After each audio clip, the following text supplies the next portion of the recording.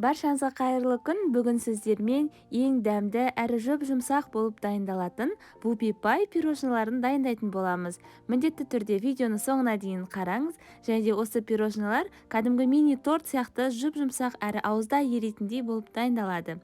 Ол үшін бізге шұңғыл ыдысқа 2 жұмыртқаны салып, үстіне қантымызды салып, жақсылап ақ көпіршік пайда болғанша миксерлеп аламыз.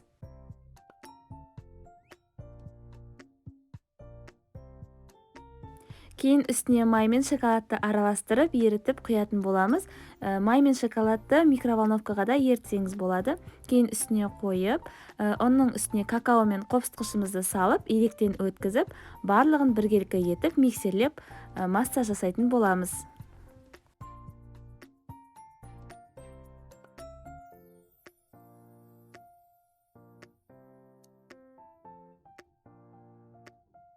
Жақсылап араласқан массамыз осылай қою болып дайындалады.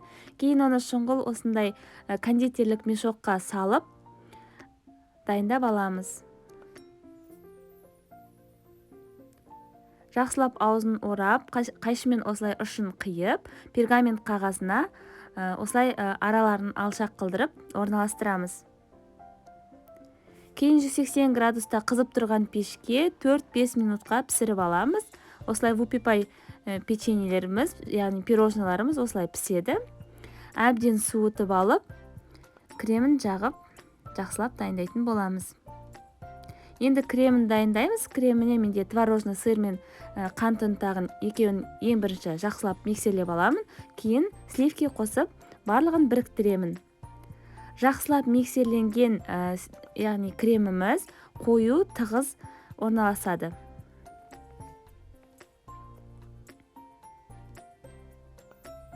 Мінекей креміміз осылай қою және де тығыз болу керек. Кейін осындай вупи пай насадкасымен кондитерлік мешокқа салып, кремімізді дайындап аламыз.